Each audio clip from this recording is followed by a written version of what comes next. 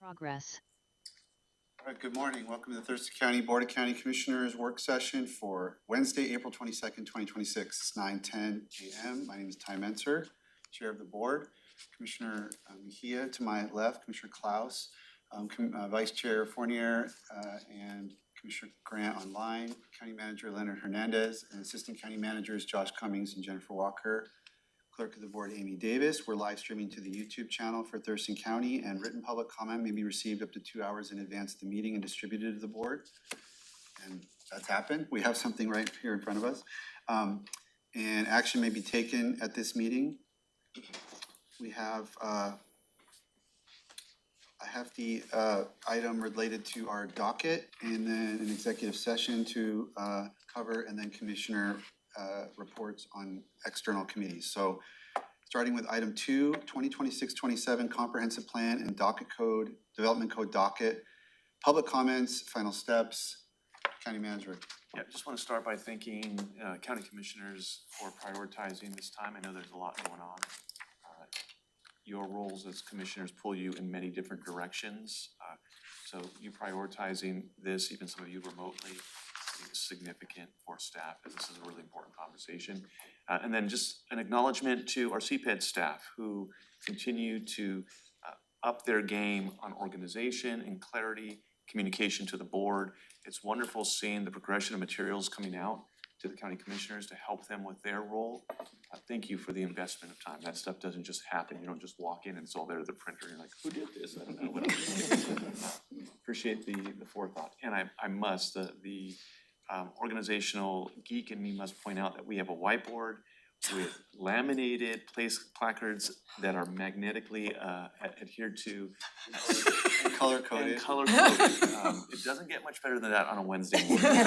With that, I'll hand over to our team who will introduce themselves and walk us through the conversation. So thank you for having us. Ashley Arai, Community Planning and Economic Development Director. And today I am joined by Andrew Vaughn, our Community Development Manager, who is overseeing our current planning section, building development section, as well as our land use long range planning section. And that's the group that's been putting this together. And kudos to the long range planner on our team that is responsible for all of this organizational masterpiece, and that's Anna Rodriguez. She's a associate planner on our team, and she will be managing the whiteboard this morning as we walk through it. So to kick things off, this is an important conversation for CPED. This sets our docket, our work plan essentially for the next 2 years. And of course, it contains a mix of things that we have to do to meet requirements under state law, and then nice to haves, as well as projects that have been proposed by applicants. To kick us off, we're gonna just walk through the process to date. This is our final work session. Ideally, we are looking for the board to chart out what this work plan is gonna look like so that we can bring it back to you on May 5th or the latest, May 19th, to get an official adoption of it. We'll go ahead and discuss the public comments. As you're aware, dockets do require a written public comment period, and it's always neat to see how many comments come in and which projects get the most comments. And then we'll switch into the gear of really just listening to you and trying to map out what our work plan looks like and set that final date for the docket adoption. So a process and timeline. We did introduce a new step in the process this year because we know there's a high level of community interest, as well as it's not just a work plan for CPED, this is a work plan for our planning commission. So we introduced a step at the front end where we went to our planning commission in early January and got their feedback on the docket. And we opened up sort of an unofficial comment period for the community to just start sending us their ideas and their thoughts on the projects. So the comments you're receiving do include those as well as what came in the official written comment period. We then brought the docket project proposals to you in early March. I think that was March 5th. And then you did provide direction, thank you, to open up that written public comment period, and that it went from March 12th to April 1st. We're having our final work session today, and like I said, hope for the adoption of the final dockets in May, and then we can start assigning things out. So your task for today is really, do we put it on the work plan for 2026, 2027? Do we put it on hold and sort of say, hey, we don't think these are right, but we don't want to lose the idea, let's go ahead and revisit it for the 2028, 2029 docket, or just remove entirely, you know, this, either because it just doesn't fit within the Growth Management Act or doesn't fit within the new comp plan this board just adopted, whether it should just be removed from consideration. Real quick on that, there's a couple items going through all of the comments where there was a staff statement like it's outside the Growth Management Act. Mhm. Can you just explain the significance of that in terms of this? Like, does that mean we shouldn't put it on the docket if it's outside the Growth Management Act? It should be addressed separately, or it could be here, or there's somewhere else? Like, what is it, when you say that, what should we take from that? So the docket is defined in state law as being really specific to the Growth Management Act. And so if you put something on a docket, it has a very prescribed process in state law that it, you know, includes public notices, planning commission review, the board review. When we say it falls outside of the Growth Management Act, it means it doesn't follow that process. It doesn't need to be on this docket or CPED's work plan to move forward. So for items, you know, I think there's at least 3 of them, they could just be on the appropriate department's work plan to bring forward to the board, not go through the planning commission and not follow at least Growth Management Act notice and guidelines. It would just be whatever is required for a resolution or an ordinance and whatnot. A good example is the work that Amy's just done to update Title II. That's the kind of process that those projects would go through. So they don't have to go through CPED. Okay, thanks. So comment summary. We could not have a presentation in CPED without a map, so this is the map in the presentation. And really think a spatial representation of who we're hearing from in the county is helpful. And so of the comments that we received, and we received a total of 363, 361 were in the survey. 35 of the responses came from my zip code in 98501, so that's the darkest zip code there. And you'll see we've got some work to do in terms of engaging other zip codes or other parts of the county. So we're starting to do these spatial analyses with all of our projects to know where we as a team need to do more outreach and figure out innovative communication methods. So it's not just the same folks from the same zip code that we're hearing from. Not to say that we don't like to hear those. We just want to see more dark purples on this map. Of note, we did highlight the organizations that submitted comments, because they're not just submitted a comment on behalf of themselves, they're submitting a comment on behalf of a group. So we did hear from AT&T New Singular, Build Up Not Out, Community Farmland Trust, League of Women Voters, Restoring Earth Connection, South Sound Bird Alliance, and I think it was 5 different representatives, South Sound Bird Alliance, Thurston County PUD, as well as the Western Wildlife Outreach. And as we went through the docket sheets and updated them, we tried to note for you when there was an organization submitting a comment rather than just individuals. Comment themes, these just general ones, and they track on the comp plan, so it's nice, it's consistent. Protection of the environment, water quality and watersheds, you know, what makes Thurston County a wonderful place to live, protection of agricultural lands and local farmers, concerns about urban sprawl and increased density in rural areas, an emphasis on reducing impacts of climate change and really putting into practice our new implementation plan as it relates to the new climate element, and then concerns related to cannabis, specifically noise and air pollution. This is an item that I think prior boards had a lot of discussion about, and we weren't surprised to see that there were a lot of comments coming in from folks that probably participated in those prior processes. So projects of note, we had 2 applicant-initiated rezones that popped up a lot in the comments. We had the Bar Holdings UGA, Swab Land Use Amendment and Rezone. I do want to let the commission know that we have received a formal withdrawal of the Bar Holdings docket item. So I'll note it briefly as we go through the presentation, but it is not something that the Board of County Commissioners needs to put in a bucket for this morning. The Scott Land Use Amendment and Rezone application also received quite a few public comments. And then, of course, on the Development Code Amendment side, we heard a lot from folks that had concerns about the cannabis-related amendments. So now we'll just sort of do a highlight of the projects, and then we'll switch to the whiteboard exercise.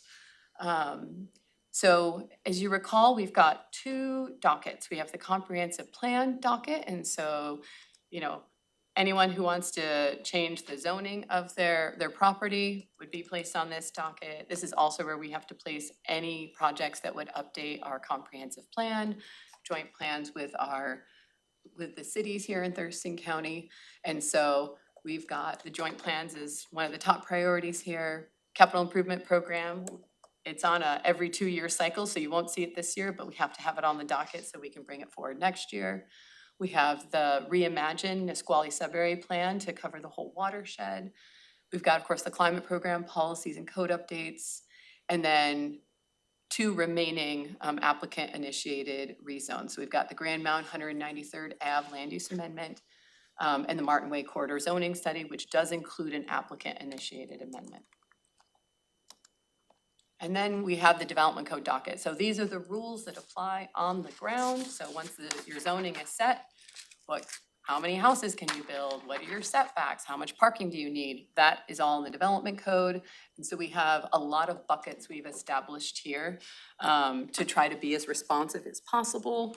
But of note, we've got our critical areas ordinance update, and that is something that's already underway because it's state required.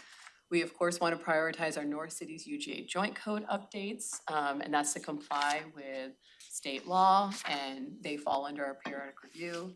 The Shoreline Master Program final action, we promise it's going to come to you within this docket cycle. Ecology has made that commitment to give us their final comments. And then we've got our rural zoning code and rural subdivision code update. I am a child of the 90s. I love the 90s. Well, basically, I love everything but the codes from the 90s. Our current planning team they're implementing stuff that is way out of date and doesn't reflect the new comprehensive plan that the commissioners have passed. And then, of course, we have other priorities coming out of that new comp plan, making sure that we move forward in developing transfer development rights and purchase of development rights program that actually works for our landowners. And then those buckets I mentioned about permit review process, annual code updates, new uses and related standards, and code clarifications and corrections. There were some changes made. I guess it was a March 4th work session. At the March 4th work session, the board did ask that we add a code enforcement update here. That's Title 26. And then we also added more specifics around the new uses and related standards. I think there were references to data centers, calling them out. Can you remind me, Anna, what the other ones were? Yes, battery energy storage systems and federal detention centers. Okay, so those have all been referenced specifically in the docket sheets for transparency. Your new uses and related standards? Yep, that's where we put those. And then we've got the applicant-initiated cannabis-related code amendments. We have heard from that applicant that they are happy to fold that into, or at least some version of it, into a Title 20, our rural zoning code update. That's where that lives, so that it wouldn't remain as a standalone item. But we would still be looking at all the comments we received, and those would inform whatever that update looks like. So if it's not a standalone item, we would it gets packaged with everything else, and it's really those public comments that would drive what the proposal is versus the applicant driving what the proposal is, if that makes sense. We also have some things that were on hold. So I mentioned that the board can put things on hold and they're sort of automatically reconsidered in the next docket cycle. So we have a few of those. That's the Scott Land Use Amendment. So it's not one that we've done any work on, but these property owners still are interested in moving that forward. And then we've got these are the ones that fall outside the Gross Management Act, but we have the fireworks provisions and the no shooting zones. And then we've got the natural landmark program, which we've heard a lot from legal in regards to concerns around that. And if there there was a way forward, it's probably a programmatic way rather than a docket project. And then top of mind for a CPED, given the overall budget situation of the county, is what does the staff allocation look like to tackle these projects? This is for your awareness. So we have 15 FTE should I say 12? I'm sorry, instead of, we have 8 staff that we have available to work on projects, and it could be pieces of staff, and then grant funded, we have 4 FTEs. It would take 15 folks to finish the projects. We have 12, we would need 3 additional FTE. And that can look a lot of different ways. So that doesn't necessarily mean new staff, could be additional grants, and or additional dollars added to the budget to hire consultants to move the projects forward within the given time frame. So the aquamarine up there is the unmet staffing need. Can I just point out that, like, correct me if I'm wrong, but like that's, in years past, we were like 12 LTE short of being able to do all the work. I mean, that's a significant narrowing of catching up and, you know, being close to staffing the needs for all the projects. We can credit our prior CPED director for the catch-up. I'm really fortunate in that we have caught up, so the docket that we're trying to present to you is one that we have right-sized to what we think we can accomplish, or at least significantly accomplish. Public comments and process will always drive the timelines for these, but we think we can get a significant amount of work done on at least the department initiated or projects on the docket.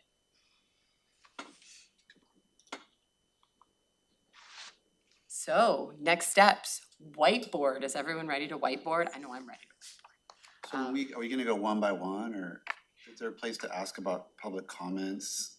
Yeah. Like along the way, or do you wanna do that up front? I think it'd be, just a suggestion, I think it'd be helpful to go one by one. So as a project comes up, like if you have questions about that project, I've got experts here who can answer or find the answer, and dig in a little deeper. It's always easy to do the easy ones first also. That is true. What ones that we know of. So we could even put the ones that are state required under the ad, so you just get a sense of how many projects are already up there that we have to do, and then sort of go through the rest of them after that. Does that sound good to everybody? I like that idea. I had all those on my keep list anyways, since we have to do them. So why don't you do that and let us look at that, and then if there's questions on what staff's basically deeming as legally mandated items, then we can cover those together. And the color coding is for the FTEs, so you can sort of get just at a quick glance, like the level of effort, at least projected level of effort for these projects. Number represents? Yeah. So it's like 1.5 FTE, and that's over a 2-year time frame, not just a 1-year time frame. So some of these projects, if we know we can get them done in a year. Can you roll that like closer to the, Yeah. And we'll need, I mean, if someone could be talking close by it, then it will display on the camera for Commissioner Grant, Commissioner Fournier. Just seen online. I don't wanna take it out of the line of sight, but as close to the table as possible. And so somebody needs to stand there and sing the whole time, is that what you're saying? If you're chatting, well, No. if you're chatting through it near the whiteboard, it will display more on the Zoom. So for those following along online, Anna moved 5 projects into the ads. We've got our joint plan updates. There are So Ashley, I think you need to be talking. I really need to be right there. So we've got 3 of those that we know we've got to do. So Lacey, Tumwater, and Olympia. We also have all our South County cities. Joint plan updates include updating any of the comprehensive plan map for those areas, our UGAs, as well as looking at the what's in the UGA. So part of any joint planning process, or good joint planning process, is an analysis of the UGA to see Is it big enough? Is it too big? Especially with all of the recent changes happening at the state level, and we have heard from a few of the jurisdictions here in Thurston County, both North County cities as well as South County cities, that they will be doing that as part of their joint plan. Depending on how many take a look at their UGAs, the staff resources could go up. And the timelines could get pushed out. So we'll be open to receive that joint planning. We're unique in the in the state. We're the only ones that have it. And we really take direction from the cities. And then we've got the CIP. That should be a low level of effort given all of the changes that were made in that as part of the new comp plan. Shoreline Master Program final action. We hope that is also a pretty easy lift. We have our joint code updates, they go with the joint plans, and then our critical areas ordinance. And that's a big one, and that's an investment of time we've already made. And we'll continue to invest that time moving forward. So when you say north, so I've highlighted this in the past, that there's confusion, there was for me for a number of years, about joint plans. And in my brain, there's like there's two things embedded in there. One is the high level stuff like we've already done for Olympia, Tumwater, and then there's the development code synergy. So you're calling them both joint plans or a joint code, the joint plan versus the joint code. Yeah. And so for the north cities, we did the joint plan, so now we're down to the code piece. For the other places, we're doing the plan part. This is almost completely done. The joint plans are almost completely done. There were some changes made because of all the new housing changes. So they should be a light update unless those cities decide to look at their UGAs and make any changes to those. But from a policy standpoint, we're pretty close. We just know, like a good example, Tumwater updated their residential zones to meet state law. I think they changed some of the minimum densities on them. We'll just have to make those changes as well. And the joint codes, those are from the 90s. So we really are behind in updating joint codes. So generally, yes, but there's a couple of cleanup pieces that need to be accomplished. Joint plans will be cleanup and any UGA changes that the cities are looking at making. Joint codes will be a much bigger change. And we're working with the cities and legal counsel to see the best way to do that so that we don't get so far behind in the future. So you do wanna go in order, now that we've done that, in order of what's in the packet? Yeah, we can go. Sit down. You should sit down. Okay. Thank you. Okay, so now we've got those charted up there. The Nisqually Watershed Plan is the next one that should be in your packet. So this isn't a have to do. This originally came from the community, an update to the sub-area plan. And in looking at it and doing initial outreach with the community, we realized we could get a lot more out of it by expanding it to be a watershed plan. So we do have a grant for this. We're calling it a medium priority because we do have grant funds coming in and helping cover the staff resource allocation. And a lot of community support and tribal support, at least from the staff level that we've heard of this project. Fully funded through grants? Not fully funded, partially funded, because this one is, this is the one where we're gonna use kind of a new fancy land use model. I think Commissioner Grant may have seen little pieces of it, and we're excited to bring that to the board as well. And so we've got funds to cover the modeling part.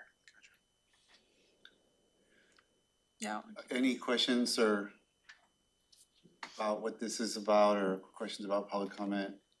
And I see a couple thumbs to my left. Do folks want to include this in the ad? Please, I'm a thumbs up on it. Those online, we have 3 thumbs up in the room to include.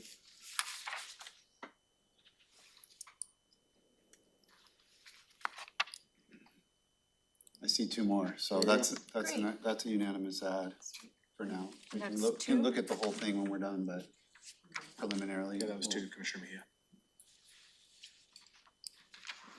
So the next one, which also has a lot of community interest and support, is the climate program policies and code updates. This is one where we are seeking additional grant funding. We think we'll be will be fortunate here in the coming months, because the state has continued to fund this. And so we heard overwhelming support from a lot of those organizations to move that one forward. And this is really focusing on the new implementation plan associated with our climate element in the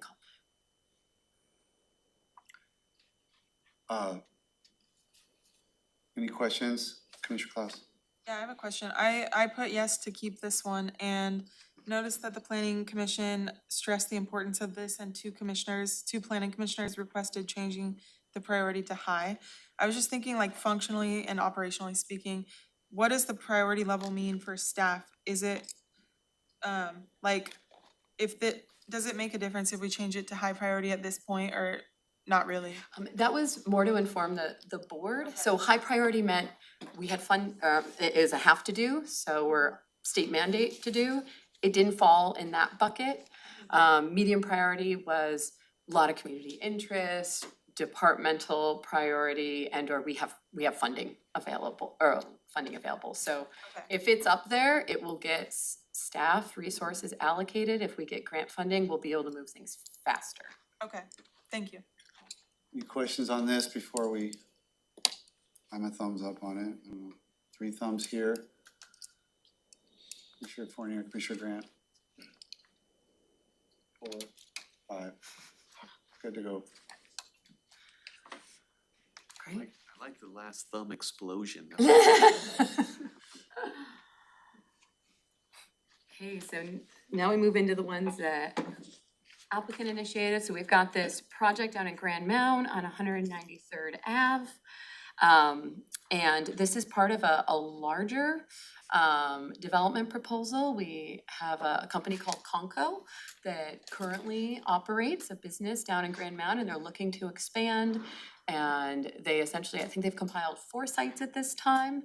And one of them is just it's zone Arterial commercial instead of planned industrial development. So they would like a consistent zoning across the whole property because they really want to do more of a campus style industrial park rather than sort of doing arterial commercial uses in one spot and then the rest of it being an industrial campus. So kind of excited. This is right in line with the board's intentions for Grand Mound and supporting economic development.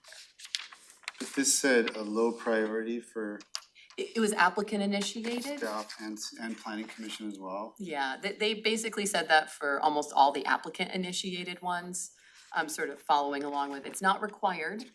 And we don't we have outside funding, if it does move forward, the applicants will pay for this docket item, given all the changes we made to our fee schedule last year.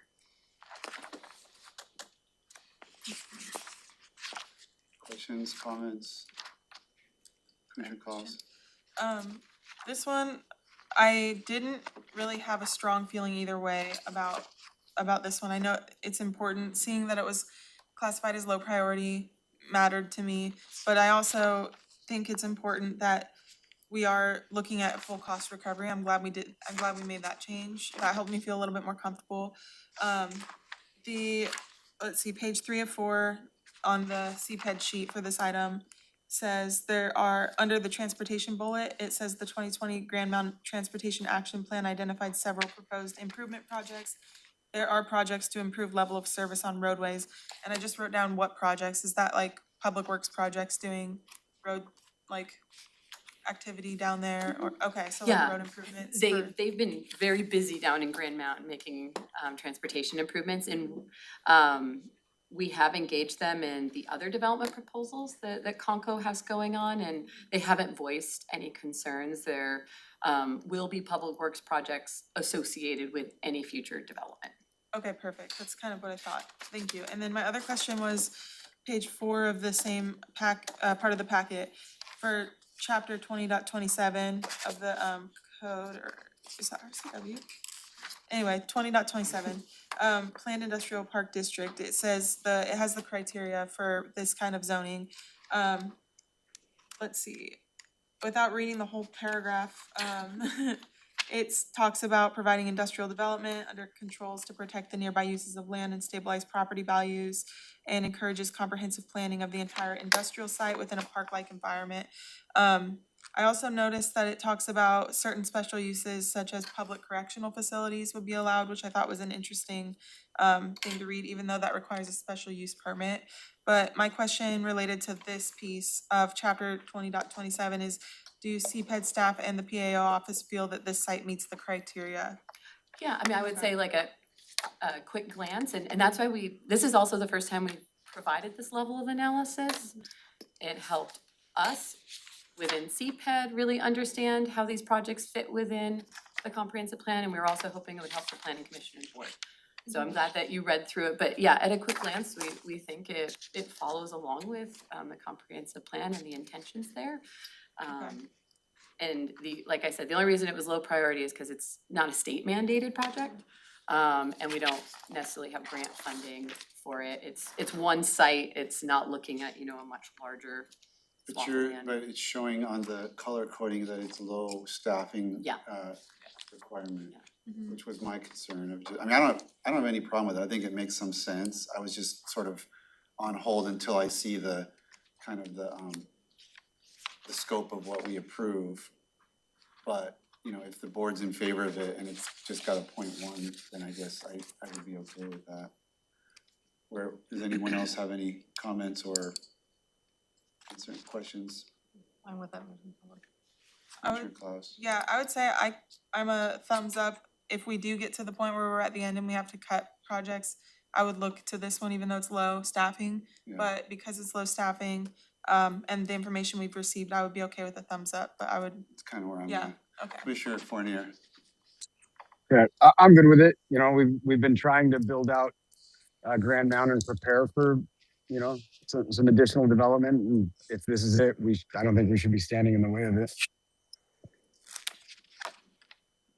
Okay, so it looks like we have Okay, majority, thumb up there, so thumbs up we can kind of for put now. it toward the bottom of the ad so Sure. that you know that it's still open for discussion. Okay, sounds good. Bar Holdings has been removed, so we can go ahead and take that one off. That's an easy one, we don't have to slot. Is there, obviously that was probably the highest item of community interest, and I think people are gonna question, is it worth, there's been discussion about the pathway for that project and all the difficulty with UGA swap and new legislation and all the preliminary steps involved. And there was a thought of maybe having a, within one, I think it was within the joint planning effort, like looking at UGAs more holistically that would really support or not support a project like that moving forward. I just think people should understand what's happening. Yeah, I think is pending a more holistic view through all joint plans, like the UGA changes, maybe are more appropriately looked at, analyzed through the lens of the joint plan updates, whether that be a Tumwater change or Lacey wrote into their comp plan that they're also considering UGA swaps. I know it's been discussed for Grand Mound, and I think the city of Tenino is even starting to look at different UGA changes. And it doesn't just have to be a swap. UGA changes have been on the books for years from the beginning of the Growth Management Act. So that's just the newest tool in the toolbox, but there are plenty of other tools, and we just want to make sure the cities have access to those tools. I just felt like it just, so people don't have, and it could come back for consideration at a later time. But it's something that, from the pathway that it was on is not gonna be going forward. No, so they've removed it from consideration now, and they could bring it back in a future docket cycle for consideration. And at that point, we'd have a lot more analysis that's been done through the joint planning process. It's also, important to note that the joint planning process for any jurisdiction could result in potential changes to a UJ. It doesn't have to be an applicant initiated proposal. The cities can also make those proposals. And a good example of that, I don't think Commissioner Klaus or Commissioner Grant, maybe Commissioner Fournier, were in Lacey Joint Plan, for those that were here. When that joint plan went through, it went through with a UGA change that was initiated by the city of Lacey.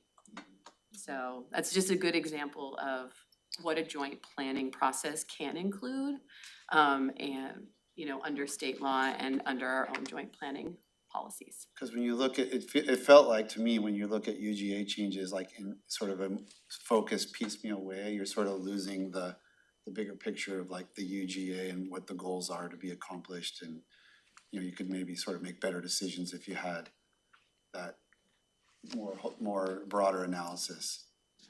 So, But, I mean, I felt like that's what you were, you know, Yeah. encouraging us to think about as well. and given our framework here, the cities take the lead on that. So we'll be here to support with whatever, you know, data that we have, and, you know, providing technical analysis, but it'll be the cities taking the lead. Okay, thank you. And then, so the Martin Way Corridor zoning study, this started as an applicant-initiated rezone proposal of a site that was split zoned. You know, if you go in the Wayback Machine, it started with a compliance concern. The property owner did come into compliance, and then submitted a rezone request to expand the commercial use of the site. I'm wondering, couldn't the Martin Way corridor zoning study be also circled up with the joint plans? It could be, it might also, might not be in our jurisdiction. Where I was like, at the does that make conclusion more would- sense to just round it up with? the- Yes, we could do that, and that way it's just part of a bigger conversation, cause the Lacey annexation study in every single scenario the city has, this area gets annexed by the city and would no longer be in the county. And so that was the planning commission's take. Yeah, I was gonna say, planning commission had a thought about this one, remind me what it was. They were concerned about us committing staff resources to a project that might ultimately just get annexed into the city of Lacey, and really letting the city of Lacey take the lead, because they already have a lot of work going on in the Martin Way. And so the joint plan is a great idea, because the city's already in the lead, and let them go ahead and, Or Take the lead. preliminary docket, what I was thinking, just, it's while we see where all these pieces are gonna fall, but go ahead. Well, my recommendation, if, you know, would be to just round it up with the Lacey joint plan. I mean, it's going to be looked at anyway, so. And be annexed, so I think rounding it up there. Is there a difference between putting it on preliminary or putting it into the joint plan? Yeah, what would be the practical effect of that? it is the UGA, like the joint plan could address whatever changes the city wants to have made in that quarter. A good example would be they've changed what their mixed use zoning district even looks like. Those changes would be made as part of the joint plan. So this might take it further. It might be a more focused effort if it's called out specifically. But otherwise, we would still just follow the city's lead. So proposal to add it to the joint plans, any thumbs up on that, future calls, go ahead. I have a question. Yeah, go ahead. I like the idea of wrapping it up into the joint plan. My question would be, if we do that, does that change the joint plan FTE level to like 0.5 instead of 0.25, since we would be adding something, or do you think it would be about the same level of effort? It might go up a little. It really, there's gonna be a lot wrapped into the joint planning with Yeah. Lacey, and we're still trying to figure out exactly what the resource allocation will be, but yes, I would Yeah. assume it's probably gonna be a little bit more. But it won't be the full 0.25. It won't be, because we don't have to run two separate processes. Think of this not only as CPED's workload, but planning commission workload and public hearings, and whether they're having separate work sessions for these items and separate public hearings or consolidated ones. So I like the consolidation, does make sense. That way the planning commission's also looking at this more holistically. Commissioner Fournier? That makes sense to me. I thought that was kind of where we were going with it on the previous discussions that we were had anyways. I'd rather look at it kind of more holistically with the city involved. Okay, Okay, so thumbs up for that approach. C3, no, Commissioner Claus. I'm a thumbs up for it too. I wrote down one question on this. Everybody was okay. Yeah, so I think that's a good idea. On the last page of this item in the packet, under the alignment with the Lacey Joint Plan, there's a bullet for housing. And it says increase affordable housing along the Martin Way corridor, specifically at the nodes identified as priorities. And I was wondering, and this might be a question for Lacey too, but how does supporting moving this docket item forward, whether it's on its own or in the joint plan, support affordable housing along the corridor? Like, are we going to, is there anything that guarantees that it's gonna actually support affordable housing? Or would it be, if there's housing, it's like kind of market rate housing? Or is that up to the city of Lacey, since this is likely going to be all city property soon? It'd be working with the city of Lacey. So a Okay. good example though is that the planning commission was looking at a few different options of zoning districts, some of which would allow just a lot more density. So you could actually put multifamily there, not necessarily commercial, but really just focused on the housing. So I think those conversations would continue. The difference in putting it in the joint plan is that it wouldn't just be focused on this site, it'd be focused on that whole Martin Way corridor and figuring out the dials that could be turned to both support commercial development and support more housing. Okay, thank you so much. That's helpful. Okay, so we're good on that approach for that one. I don't know what you want to do with your Yeah. board, but. We'll make sure that the docket item for Lacey includes a mention of that for the public to be able to follow along. You Don't look at the bury it, magnet. overlap it. Oh, yeah, right. Peek out a little bit. Just so we remember. Good job. Okay, and then that's those are the comp plan items that were on the. That was fast. So does that mean we start over? Good morning. Thanks to staff for putting this together. Yeah. Awesome, isn't it? This was awesome, yeah. Well, I see all your highlighter things. I appreciate you going through it. Yeah. Okay, development code, we've spent the last 2 or 3 years working on the comprehensive plan update, so it makes sense that there isn't as much on the comp plan docket. Cause in, the cycle of planning, this is appropriate. You get your vision set, you get your comp plan set, and then you shift gears to your rules and regulations on the ground and make sure that they reflect that vision for the community. So what we are bringing forth, at least as a proposed docket, is a pretty heavy leaning update of the development code, because it's been a long time since that has gone through a more holistic update. We've done targeted surgical updates, but it always makes sense to then take that holistic view and be like, okay, does this all fit together? So starting with we already went over the critical areas ordinance update. That has to be on there. So we'll skip forward to, let's see here, what's the next one in the packet? Oh, it's the joint code updates. That's a must-have. Shoreline, okay, rural zoning code. So this is Title 20. These are the rules and regulations for all of our land outside of the city's UGAs, but including Grand Mound UGA. So it's a big title. There's a lot in there. And this would be sort of that holistic update of it. There are things that we can do to just modernize the code and make it easier to find what you need, whether that's a property owner or our staff. And then there are some areas where, we would like to make updates to reflect those new policies in our comp plan. So this will be both a reorganization and modernization to just make it clear and easier for people to use. And then we will also be looking at it through the lens of all the new policies that just got updated. Let's make sure that our rules and regulations reflect those. But it's big. So. It's a halftime FTE. Is there any concern from commissioners about including rural zoning and subdivision codes? I like it. And I'll say it's important. Is there any, but obviously there's staffing and resources and priorities. Is everybody on board with the rural code and subdivision pieces? Yeah, I'm okay with it too. I think it's something that definitely needs to be touched on. Okay, so those two are good to go. Commissioner Collins. And that's the item where we weren't sure if the subdivision piece, we talked about that with constituent the other day, right? Title 20 and Title 18, or are you talking about something different? Yeah, I was gonna address all that after we go through the ones that Okay. are on there. We could figure that out.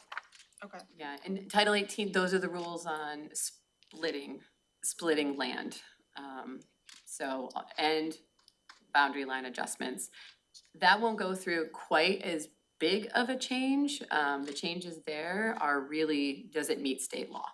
So both trying to make it easier to understand, and the state has made quite a few updates to subdivision laws, and we need to make sure that we're meeting all of them. These are two, because we don't have grant funding, and they're not, you need to do right now, that we hope to get them done, or at least significant progress done on this docket cycle, but I wouldn't be surprised if these are ones that you might see again in 2028, given the scope Yeah. of them. Okay, So skimming forward, then, so transfer of development rights and purchase of development rights. This is really tied into our conservation program. Some of these changes lived in Title 20, that big rural zoning code update. Some of them actually live in Title 17, which is where more of our tree protections, our environmental regulations live. So that's why there's a separate docket item, because this is actually touching more than just Title 20. And it is gonna take some work. So we've had a grant-funded project identifying potential programmatic updates as well as code updates to support conservation. This docket item would put those recommended items into action. And the goal here is to create a robust market, to support conservation efforts. I don't have this all like categorized in a way I could find it, but my notes say that there was a public comment from South Sound Bird Alliance that the way I read it, it was like they didn't understand what this program does. It seemed to be arguing against it, but like arguing that it did something the opposite of what it does. Does that ring any bell to you guys? I can Not try that, to. way. We've had a lot of conversations with them on this item, and we've included them in our, some of the grant work that we've done. I think what I've heard is they wanna go beyond this, or they're not clear how it will support conservation. To their credit, we haven't been using these tools. They're like beautiful tools that we bought brand new in the 90s, and we were one of the first counties to buy them, and then they've kind of just sat there and gathered some rust. So we want to clean them off and use them, but I don't think there are many folks that remember objective. Okay, I'm just looking at the comment really quick. I would like it if you could, because I just want to make sure I'm reading their comment correctly. Okay, 'Cause hold it on, just saying, examinations are really Please confused respect me. the transfer. Okay, yeah, we wouldn't be able to create urban areas outside of our cities and UGAs. So I think they might not understand what these do.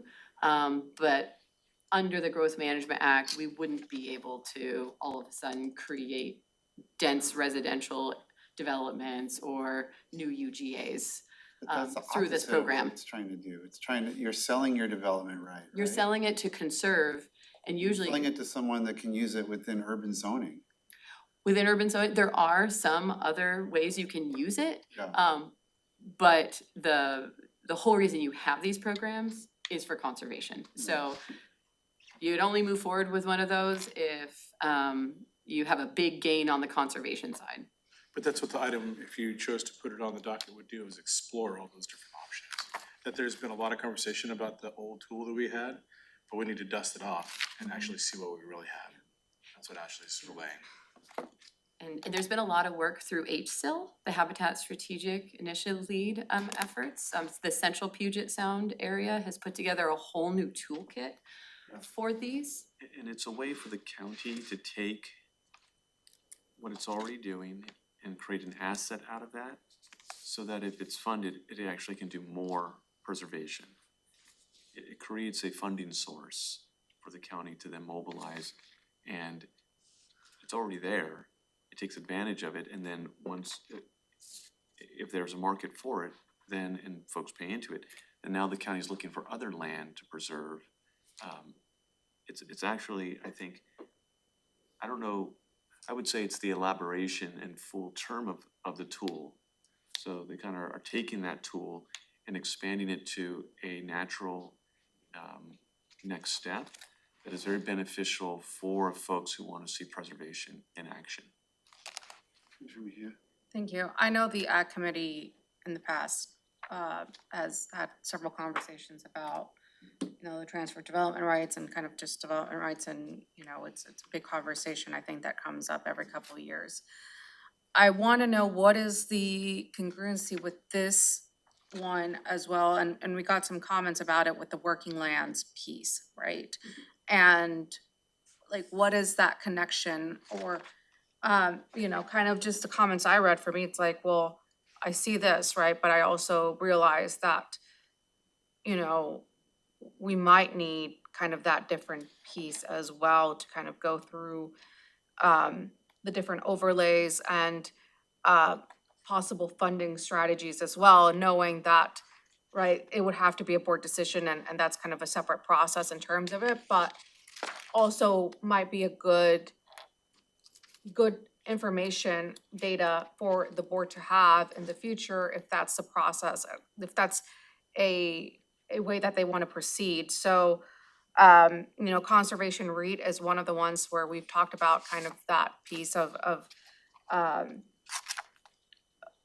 a tool. So can you kind of explain like just those couple pieces, because it was a common theme in public comment?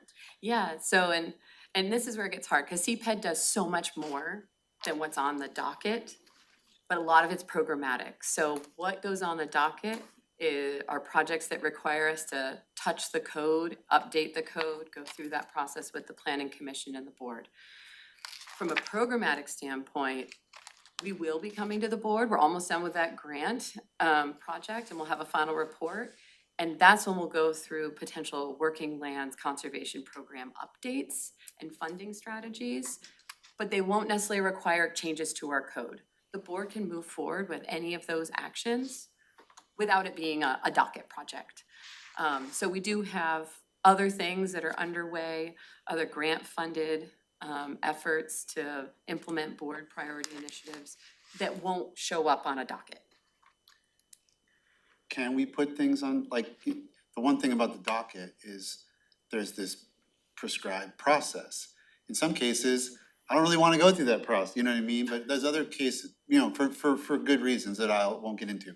But there's other times where that is a good process for a certain item.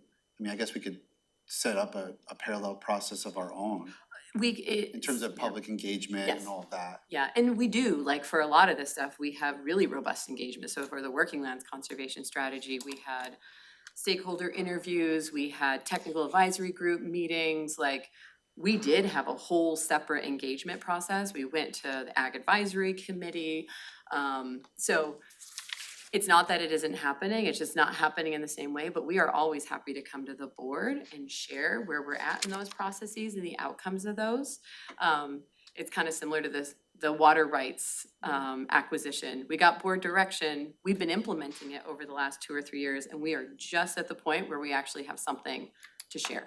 So another point was that got brought, is Whatcom County did kind of like an overlay district for viable farmland, right? That meets kind of like that long-term designation criteria. And so I'm wondering kind of with that, like, right, how does it align with kind of the work that we've done and the work that we can do? And so I'm trying to kind of separate it, right? Is it a docket item, or, you're talking about programmatic, but sometimes with the programmatic, the like action or like potential of it, like it just doesn't, and so I'm just trying to kind of wrap my head around, do we create a special bucket for kind of this priority in terms of farmland, right? It is a big topic. I mean, it's been a topic for a couple of years. Common theme of public comment. Yeah, well, and I think Protection of agricultural land. there's a few things. There's some catch up that we've been trying to do with the community, that we have done so much work, and a lot of times what we're seeing in the comments are, we actually already did that. We already implemented those policies or adopted those policies, or we already updated the codes. And so there's a little bit of catch up there. It's like, it's 15 years worth of pent up changes that the community wanted to see. A lot of them have already been made, and we kind of need to let them rest a little bit and see how they're working before we go back in and change them again. So that's one piece that this board has been very active in supporting. That as a top priority. As it pertains to Whatcom County, I'm the one who wrote the white paper on their zoning overlay and did the informational interview with their staff on it. It doesn't necessarily have to be zoning changes. You can implement items from that through our Title 20 Rural Zoning Code update. Hesitation with touching zoning is that we are still in the future-wise appeal of our long-term ag zoning. We still don't have that resolved. Was it 5 or 6 years in? We can't open up and open up our ag zoning or create new ag zoning until that is set. And it'd be really nice to get it set before we start another public process talking about ag zoning. Yeah, but that's not our timeline. No, it's not our timeline. And then secondly, I think that you hit on the piece is communication. So there's some communication that CPAD is working on to make sure that folks understand all the good accomplishments that the board has directed. So I think that that's the main key point that to focus on for your communication to the board. Yeah, But in terms of TDR, PDR, the concept is, are there code changes that need to be made to make it more effective? And that's what this item would explore. For me, it's kind of like where the other one is, like, I'm for it, but if we have to, it's like lower priority, and if we have to slice it, I would be, That's where I'm in. so, I don't know, Commissioner Klaus, go ahead. That's kind of where I'm at too. I would like to explore this one further. I think it's really interesting and there's pieces of it that I would like to know more about, maybe through like a work session or something. But I would be okay with considering putting it on the preliminary docket if we run out of staff capacity. I was also wondering, we received a few public comments about the initial docket list having the working lands conservation programs, policies and code updates. And it seems like community feedback on that was a little bit different than the feedback on what we're looking at currently. yeah, so we created like a bigger bucket like we did for climate program because we were waiting on that preliminary report from our consultant. And so we have gotten that preliminary report and we went through it and we're like, what of this is actually gonna need code changes versus things that we can have continued conversations with the board around funding or program updates. And that was really the only one that, like, yes, there's no way we can move forward without a docket item. We also heard from the planning commission that they wanted to narrow it down. So they didn't feel like the big, cause they've touched everything you've touched. And they're like, we have spent a Narrow good what down? narrow working lands, this big, like a working lands program and policies update down. They're like, this is what we've been working on for a good portion, of time over the last few years. And so they also had an interest in narrowing it. So we kind of took the preliminary report from the consultant and the feedback from the planning commission. And we're like, okay, this is the one we really need to have on the docket. The rest of the stuff, that docket item would have been a placeholder for other things we'd be working with the board on over the next 2 years. So the TDR is a subset of the working lands bucket moving forward. Yeah. And so zoning changes were not highlighted as part of the conservation strategy. No, and I wasn't hearing anything about that, but I did hear about, like other things that are different than zoning changes, like the ag overlay that could be, that could capture some stuff that doesn't fall within the LTA criteria and stuff like that, that seem like being, like, say, I don't know what's all involved, but it was an interesting idea because it was trying to get at the problem from a less heavy-handed, the zoning thing is just creates so many. And there are tools difficulties. even within the development code to get to the same place. So that Whatcom County overlay, it's a pretty old overlay. And when I talked to staff at Whatcom County, they didn't think it was that effective. And so if I hear that from a county who's been implementing something for over a decade, first thing I do is pivot and say, okay, what's a better way to do it then? Let's like take what they've learned and then come up with an innovation on it. And so getting information from them as well as other tools that are in the toolbox, you can do it through development code updates without even touching zoning maps. One more comment and I'll get to Commissioner Fournier. This is a little bit off point, but not exactly. One of the things that I think that the commissioners could really benefit from, and you can tell me if it's something that you guys are equipped to deal with, or the ag committee or the ag liaison. But we're always hearing about the precipitous loss of farmland in Thurston County, and we've talked about, there's different ways to measure that and compare that. And like, that can help inform the board's urgency about some of the tools and some of the programmatic elements that, you're talking about. And like having kind of a check-in with the board, like, educating us on the different ways to compare farmland across different types of counties and landscapes, and like, what are we really, how bad's the problem? Is it getting worse? Is it trending worse? Is it evening out? And then if we see that, quarterly, biannually, annually, whatever that period is, then we can, whoa, we gotta, things are trending in a bad direction. We need to put board and staff attention to this in a different way. But it's hard, because you hear all this stuff and you don't know, we're not experts, subject matter experts, and I know so anyway, that was just a thought. If the board could track, like the way we track the budget, right? Like we're gonna track the budget and we're gonna be able to be more nimble and reactive. Doing that with our farmland inventory, would be, I think, really something that the community would like to see and that I'd like to see. Yeah, cool. And let me kick Commissioner Fournier. He was next. Go ahead, Commissioner Fournier. Yeah, to me, this is another tool that we could have that would preserve farmland.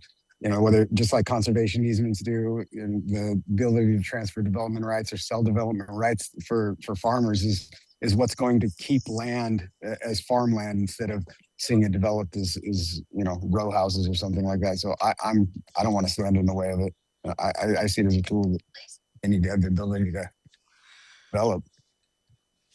Yeah. Thank you. And thank you, Ashley, for, kind of helping me walk through this and kind of just the conversation about this item. I do have a couple of things I guess I would like to request.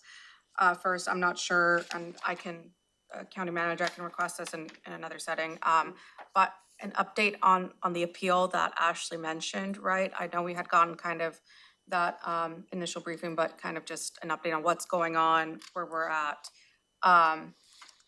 Because I'm trying to kind of refresh myself, and it's kind of blurry, so I would like to. Yeah, we can bring that to a work session, Commissioner. Thank you. Is that Chair? Yeah, that sounds good. I'd like to hear the update as well. Me too. Did you have something else? Yes, I have, 3 more items. Sorry. And then, kind of like, we're talking a lot about working lands, right? And kind of like, I think staff is hearing that definitely is a priority for the board, especially because it is a topic that we're hearing about, the loss of agricultural farmlands, and we have had many discussions about that. I also agree with Commissioner Menser on having kind of those quarterly updates on the tools that we have and the tools that we're exploring, just because I think it would get us on the same page on discussing these topics. But I'm wondering if there is a way, right, as we are having these discussions with staff, like, is there a way to have an item on the docket, kind of like as a standing item for like agricultural needs, just in case a tool does come up where it allows that flexibility for us to kind of roll it in that piece?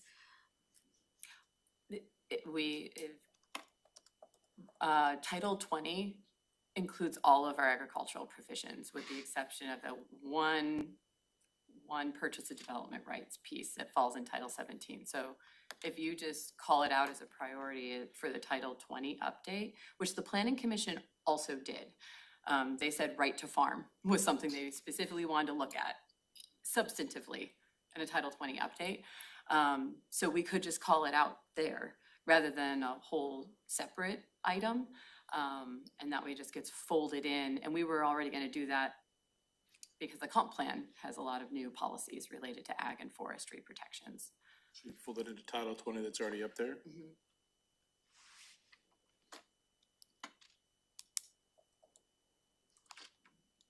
Commissioner Claus?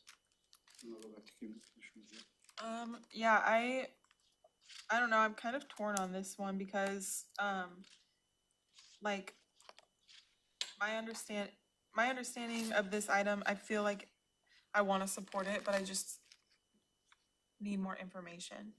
Just based on the comments, I'm mostly like looking at the comments that talk about the Comprehensive Working Lands Conservation Program, which I'm hearing is, some of that didn't seem like it fit in this process, but making sure we address it in some way. I'd like to ensure that we have the opportunity to do that, whether it's through this process or another way. And then some of the comments talk specifically about the difference between TDR and PDR and some concerns with transfer of development rights and thinking that, what does the P stand for? Purchase? Purchase of development rights. That one would be potentially a safer option than the transfer, but I don't understand those nuances of like how the community feels like those would be much different. It's really just they're two different toolkits. The transfer development rights really benefits right now our farmers who have long-term agriculture zoning. So it's kind of a commitment the county made to farmers back in the 90s when they downzone their properties, that they'd have a private market where they could sell their development rights, kind of make them whole financially. That market didn't materialize. And so when you go to the Ag Advisory Committee, you'll hear folks, because these farms, we're so fortunate in this county, our farms just get passed on, generation to generation. So you still hear when you're gonna get that market created? I'm sitting on however many development rights. Yeah. So that's what that one is. And purchase development rights would allow the county to go out, similar to the way they did in the Nisqually Valley in the 90s, to just put in a conservation easement Or a land and purchase trust, right? development rights. It already allows land trusts to do it. That's our community grant program through Conservation Futures. But if you read the code, we're not in it as an organization that can do the same thing. That's what purchased, but I mean, in Yes. terms of what it is. Yes, it's what land trusts do with their Yeah, conservation because easements. it's somebody that might wanna just take, just to buy them, to just Save them. stop them. Yeah, Versus the transfer, like somebody wants to then use them yeah, to increase density in an urban area where now they can build more than they would have been allowed to before. yeah, We're that's, yeah, transferring it from rural to urban. that does seem concerning a little bit if the county's not involved in that process. I think, yeah, I know there's another question, but We're involved in conservation. It's just a code that could use some cleanup. So if the board really wanted to do something like they did in the 90s for the Nisqually Valley, they could go ahead and move forward with that. Transfer is trickier, right? You have to have urban areas with limits that are like constraining development, and then so that they have a desire to spend money to get an allowance that they couldn't already get under their existing planning and stuff. So it's like, it fits certain places and not others, and it hasn't quite worked here. But it could in the future, or it could if we tweak some of the dials. That's the idea. Commissioner Fournier. I just wanted, everybody's been to the Colvin Ranch, and everybody loves the Colvin Ranch and that they're able to continue ranching and preserve the prairies. And this is the type of program that's allowed them to continue doing that through creating a conservation easement and kind of selling the development rights to, I think, a nature conservancy. But like, we celebrate this kind of thing already. So like, this is right in line with what I see as the vision of Thurston County. Yeah, 900 acres of the 2,500 that have been conserved from the 90s through Conservation Futures with the Nisqually Valley is when the county went ahead and purchased development rights there. So you can do big things What we're seeing in the analysis that our consultant did is that our current codes wouldn't necessarily allow for those big things to happen as easily, so we just wanna make sure the codes are in line. And then in terms of the tracking, I love that idea. We actually just sat down with Jennifer Colvin. I love how all these things come full circle. Sat down with Jennifer Colvin, she's the chair of the Agriculture Advisory Committee, and we were work planning for that committee. And we had offered to come in the February timeframe to essentially give like a farmland conversion update. This last year was the first year where we were tracking all the developments. I have a spreadsheet of the ones that actually converted farmland, and sort of doing that into the future, at least through our permitting shop. But giving those reports, so we could do the same thing for the board. And then we have more robust analysis that we do as part of our voluntary stewardship program on a five-year rotation. And, we can give the board an update on what that looks like as well. And that's like I said, a robust, like spatial analysis. So back to TDR, PDR, would you be okay with it being added but comes off if the capacity starts to, is that what? I'm okay with adding it myself. I'm convinced that it's important enough that we should add it. So I'm a thumbs up on it. 3 thumbs in the room. Commissioner Fournier's already been clear. Commissioner Grant, thumbs up. All right, everybody's on board for including that. These next 3 are kind of holding buckets. So we've got like our permit review process, annual code update, new uses and related standards, and code clarifications and corrections. These are the buckets we created to be more responsive to board priority initiatives, challenges we're seeing over in the permitting shop. They were the things that allowed us to make all the changes required for SB 5290. And so we kind of need them to be on the docket just so that we can continue that progress. And they are the buckets that we put some of the board flagged items in. And so for right now, we have enough to start working on this one, the new uses and related standards. How could that only be 0.1 if it's gonna include data centers, detention facilities, and battery storage? It depends on how the planning commission scopes it. If what they're scoping is it can be more than 0.1. This last go around, it wasn't.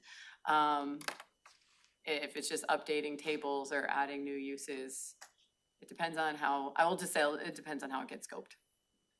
Like if it's we're not allowing data centers, then it will probably be 0.1. If the planning commission scopes it to say, we want to allow them and we want to potentially allow them in all zoning districts, that 0.1 goes to a 1.1.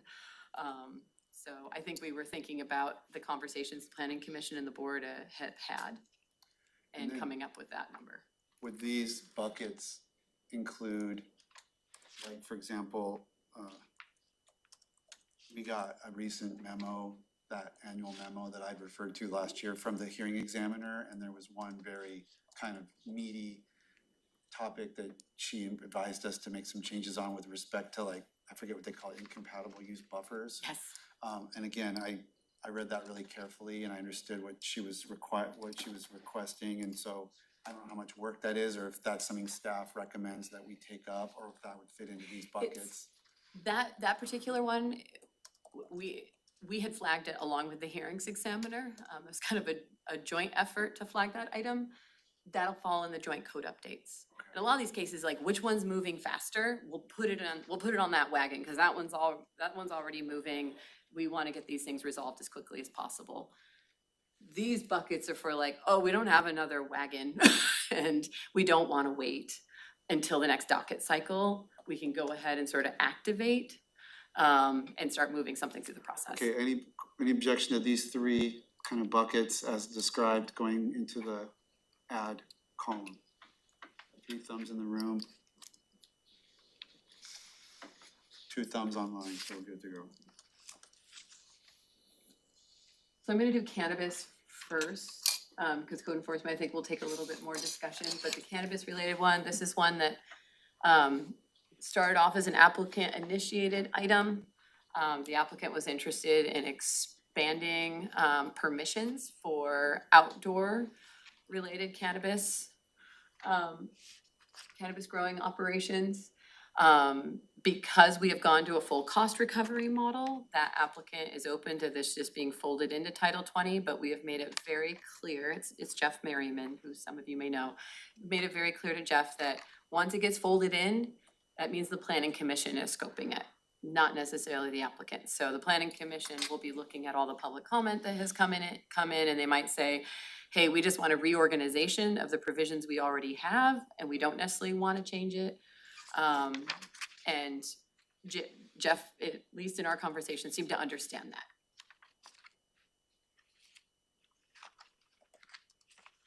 Okay, any questions about that approach? Is there support for that suggestion? Commissioner Klaus? Yeah, I had a question. I feel like I'd probably be supportive of that. My question about it is how would that affect staff capacity and also the full cost recovery? Like financial impact right now, if we leave it as is and the applicant is paying so we have full cost recovery. If we decide to fold it into a county process, then the applicant no longer needs to be on the hook financially for any of it, right? Okay. Yeah, so we will not receive any kind of cost recovery for it, and that will probably factor at least a little bit into the scope of it. So we would make the minimum changes to comply with state law. A really good example is our code still calls them marijuana operations. We would definitely advise the planning commission to update it to cannabis. We think that's important. But in terms of changing regulations and permissions, we leave that up to the planning commission to scope. I like that. One thumb for that approach. Commissioner here, what about you?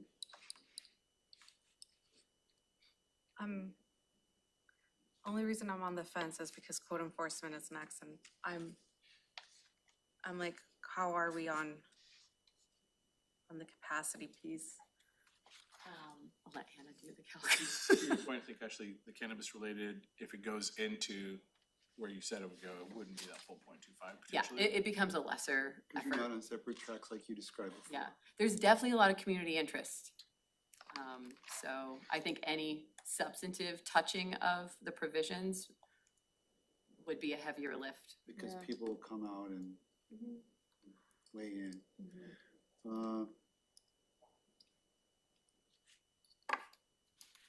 We're gonna find that as soon as we open up Title 20.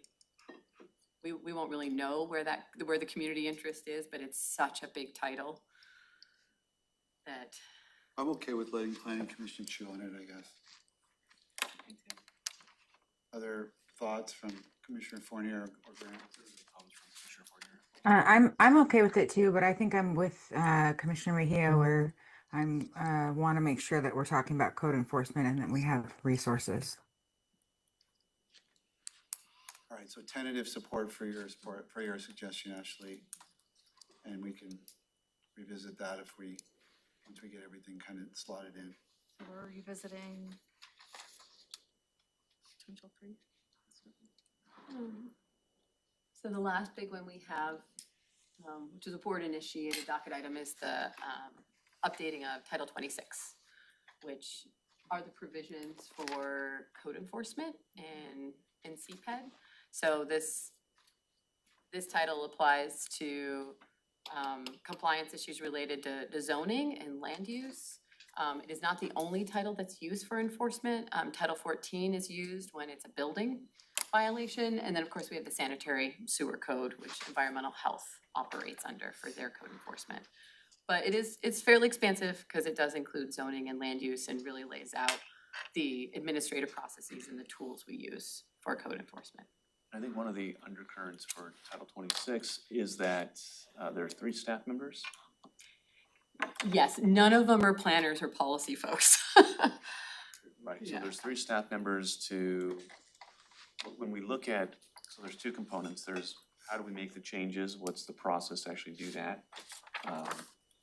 And then there's whatever changes we make, realizing that we have a team of 3. Can I also add that we haven't actually ever fully implemented the Title 26 that we have on the books. So there's a piece to that that I think is important to Ashley. Sorry, and Jennifer was, I'm gonna blame Jennifer for distracting The me. question was, what Yeah. part of Title 26 have we not Josh is saying we implemented? haven't implemented Yes. some piece, what piece? There are a number of pieces, and as we dig in, I realize why we haven't implemented them. They all cost money upfront that we don't have. So if we wanna file property liens, we have to pay recording fees. At a minimum, we're looking at $400 plus, and we can't waive it because most of those are state recording fees. We looked into doing tickets, like civil infractions, just like, you know, if you get stopped by the sheriff's office, you get a ticket. We can do it too. It's exciting. Guess how much the ticket books cost? $800 for a minimum purchase. When we asked our finance staff if we had the money to buy the ticket books, we don't have an extra $800 in our general fund to buy ticket books. And then we don't have the staff resources to go and work with the courts and sit at the courthouse on the day they have to show up. We also just did our first final assessment of civil penalties with the hearings examiner. We haven't gotten the bill yet, but we're guessing it's gonna be anywhere between $500 and $1,000 just to be able to collect on the civil penalty notices that we send out. We don't have it. We don't know if we're gonna actually recoup on those, on those assessments. So this is all money that we have to put out to activate tools in code enforcement.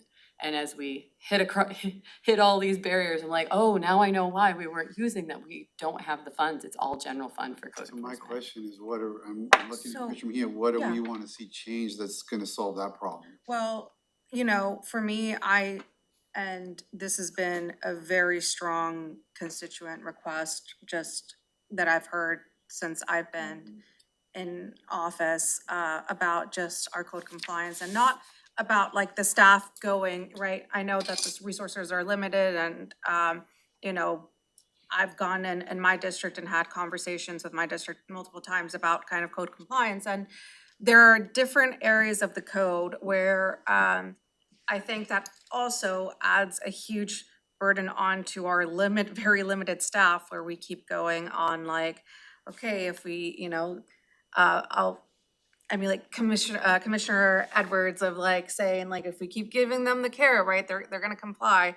And we get into these like circles of trying to get some people to comply and there are times where I think that if we lay out a clearer process on Title 26, that I think it will provide more clarity both for the person who's going through code compliance as well as the person who submitted a report as well, on knowing what to do instead of kind of getting the, well, like if this happened, why are we back on step one again, conversation. And so that's kind of the areas that I want to address. Commissioner Klaus and then Commissioner Fournier.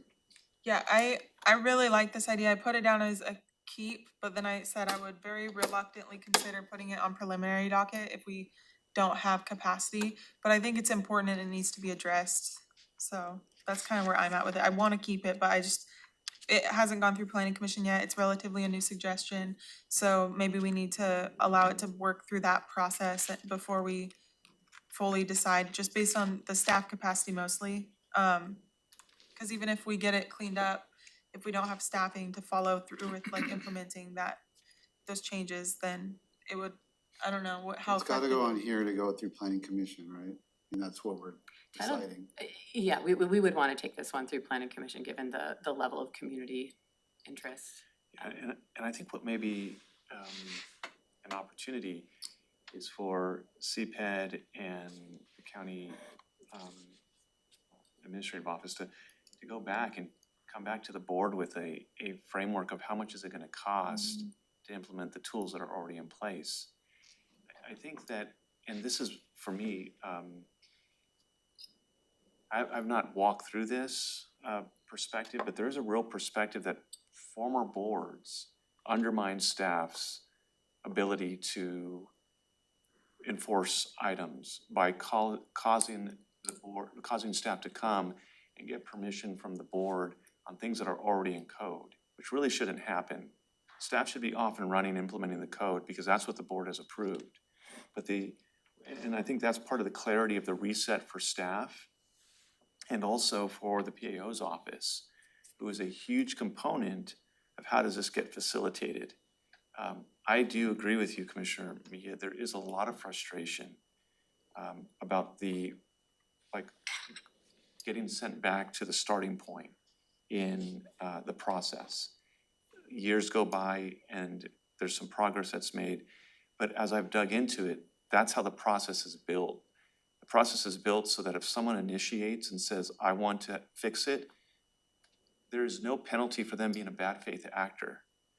They say they want to help resolve their issue, we stop the clock, we set everything back, and if they don't do anything, then we have to wait for another complaint and then pick back up. That does not honor all those, and there's a lot of cases that staff have informed me that are resolved. So there's a lot of people out there that are doing things right. But the ones that are not, the bad actors, this staff spends probably 90% of their time, and it's not productive time. It's time with the PAO, getting questions answered, going back and forth. And what it looks like to the folks that are complaining, it looks like we are inept. It looks like we are running around a bureaucratic merry-go-round. And it also, to them and their frustration, looks like staff have no motivation to get this done. The reality is we have 3 staff members. And what you're hearing from your CPED directors, there's zero budget to initiate things that are commonplace in every county across the United States. They should have a budget for all these administrative steps that need to be taken. I'd like to sit with them and figure out how much dollars do they need to start the year. And maybe we run a pilot approach where we say, we're gonna give them some one-time funding to initiate that process and work through the clarity, because one of the things that Ashley has also informed me of is some of these processes don't have standard operating procedures. So again, tools that are built, but there's no outline of how the tool is going to be used. That's necessary, but it takes staff time. Yeah, and to be clear, those kinds of standard operating procedures wouldn't be reflected in code. So what we're working with the PAO on right now is an administrative procedures manual for Title 26 to just lay those out in a very transparent way for the community as well as our staff. A really good example of that is the voluntary compliance agreement. We don't have codified, although legal has told us we can have it in procedures, how many can you enter into on the same item? If you go through a land use application under a voluntary compliance agreement and you get denial, can you restart? So stuff like that, we don't necessarily have to update the code, but we do have to get those administrative procedures set. I would say as the former director, we have things in place that we haven't had before. We have staff that are operating under Title 26, I think, very efficiently. We have a leader that's very focused. We have a board that's provided very clear direction, to the county manager's point. What I am still unclear on is the tool broken, or have we not been able to use the tool appropriately? And I think that our director is flagging that we're underpowered, that we come up against places and we don't have the money to do the thing. So it's like trying to heat up your lunch on defrost. We don't have the energy, the funds, we're underpowered to do the thing that Title 26 is. Is their microwave broken? I don't know, because we haven't actually used it appropriately or fully powered it. So that's where I'm like, as the director is pulling this apart for us, that's where I'm concerned that we spend a whole lot of time trying to fix the microwave, when maybe we should just read the owner's manual and choose the power a little bit. Commissioner Fournier, you've been waiting, go for it. Yeah, thank you. I think this is like a mandate that we do this revision. This is something that I know I get a lot of feedback from constituents and frustration from constituents on. I think the microwave's broken. So it's like, why would we invest money in a system and invest resources in a system that's not written right? Because this was all, and I've heard it from staff, this was all created, in response to, basically an attempt to undermine the county's own ability to enforce these actions. So, like, as I've gone through the title, it seems clear to me that the caps on fees, it just makes these things business costs for for bad actors, and instead of creating an ability for us to have compliance with our own rules. I think we need to do the work on revising it so that we can create a system that we then know works, and then we can make those investments, and then we can decide how to, create the resources that are needed to do the work. But until that's done, so to Josh's analogy, I think the microwave needs to be fixed. Commissioner Mejia. Thank you. I'm in agreement with Commissioner Fournier. I think that, yes, there are tools, because of funding that, we haven't been able to fully use Title 26, but I also think that if, at a time where, possibly there is no funding for us to use those tools, like what other things can be done? Can we add to code where maybe it won't take, those funding pieces?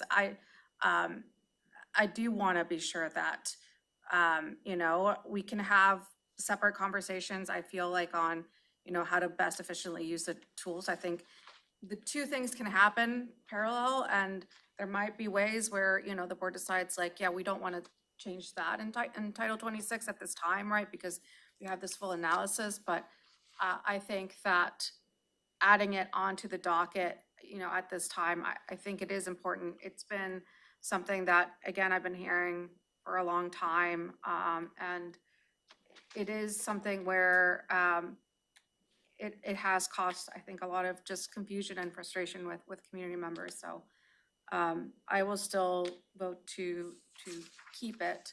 And, I would also like to explore like what are those tools and how much will it cost, kind of to the county manager's point. I thought, the county manager laid it out pretty well as he was talking. So that's kind of where I'm at, Chair.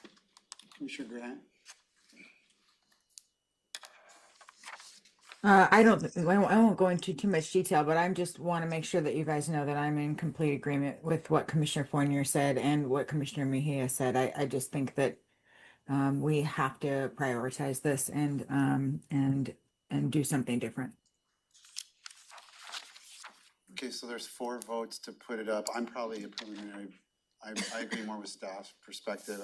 What I'm worried about is that we're going to spend money to create a new system that we can't afford to implement any more than we can afford to implement the one that we've got. So until I see budgetary changes and improvements, this is a preliminary docket for me, but I'm outvoted, so it goes on the yes. My gut feeling is I'm kind of with you. I'm kind of doing the thumbs up because I agree with what I'm hearing, but just in terms of resource and capacity, I'm agreeing with you. So would it be okay to put it at the bottom of the ad section as one of the things to like maybe do preliminary if we run out of capacity? That's up to the. Well, I think there's 3 strong Okay. voices to put it as on the ad, so let's just keep it where it's at. And this is a little different from the other planning items. Code enforcement is fairly specialized. I'm realizing that as a career land use planner. It's taken me quite a bit of time to really understand Title 26, and I can usually jump into a code and understand. We would probably have to hire a consultant to do this work, to do it effectively. So that's why the FTE is a little bit higher there, just looking at how much it would probably cost to get a consultant on board. If we're gonna do it, let's do it right. And so it would be, a comparative analysis of what other jurisdictions are doing. There's a lot of background research to be had. And that's why I said we have 3 staff and they are amazing at code compliance. None of them were hired for their policy expertise or their planning expertise. And so I don't want to do that to them. I don't want to take them out of the field and all of a sudden say, now you got to learn how to be a planner. So we will have to work that into a future budget ask. So if you don't see immediate work on this, even though I know it's a high board priority, that would be the reason. Do we have funds in the abatement fund? We do have some funds left in the abatement fund. We could take a look at the resolution to see whether they could already be used for this more general code update, or whether we'd have to just update that resolution. Access. Okay, it's 10:44. I'm gonna suggest we take a 10-minute recess. There's a lot more to cover, so we'll be back at 10:55. Just for more. And then we need to move the. Just a few more. No, but there's Yeah. more stuff. Oh, I mean, know, that's I a- know. There's an executive session, there's. Yeah. We're not gonna be done anytime soon, so. I have to take off, I have an appointment. Recording stopped.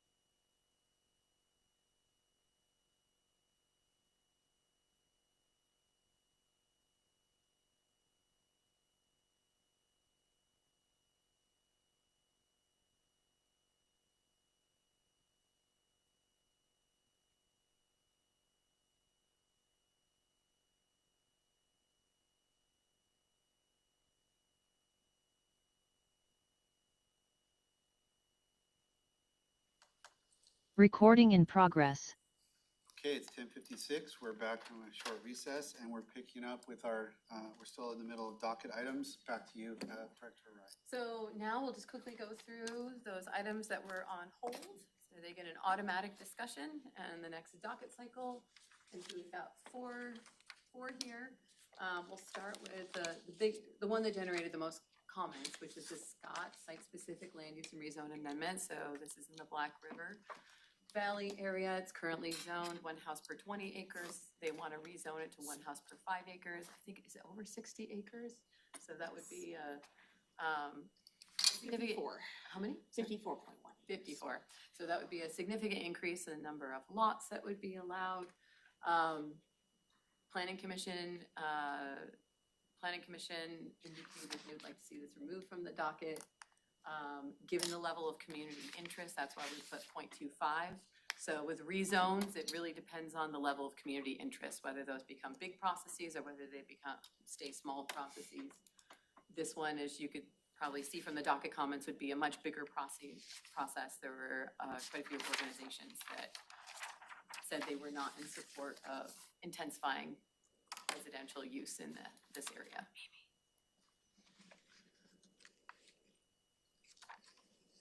So, Got Commissioner Klaus. Okay, so we just got an overview, Commissioner Klaus, of the Scott Land Use Amendment rezone. And I guess board have questions, comments, remove, preliminary, add.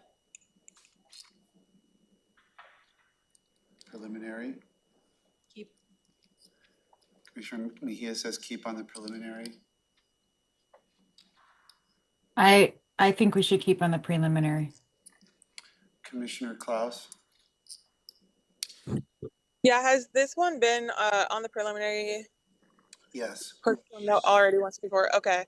Yeah, I would be okay with keeping it on the preliminary or removing it since it's been pushed, the can's been kicked a couple times on this. But if the board wants to keep it on preliminary, I'd be okay with that. But I'd also be okay with removing it. I'm okay with removing it. I don't see what's gonna change. It's the problems are that area is ecologically sensitive.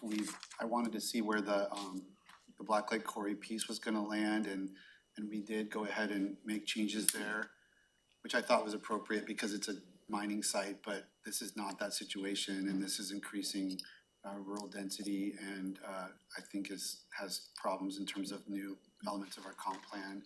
And I'm not sure why we would hold it on the docket for what. So I'm gonna vote to remove. Commissioner Fournier? Yeah, I have no strong opinion.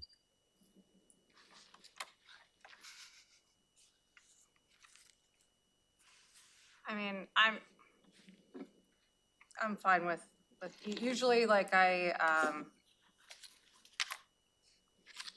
I vote, I guess, like with my mindset, if it's applicant initiated, right, just,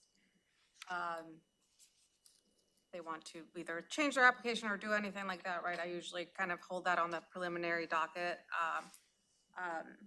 but the board has inclination to remove it, like, I don't have any problem with it being on the preliminary, but if you read their comments, one of the things that they were upset about is that they've been waiting and holding and doing stuff and having, so that, if there's not if there's not something we're waiting for to get it to yes, then it may be detrimental to them to hold it. That's what I read from their submission, so that's just my thought on that. I'm okay with that.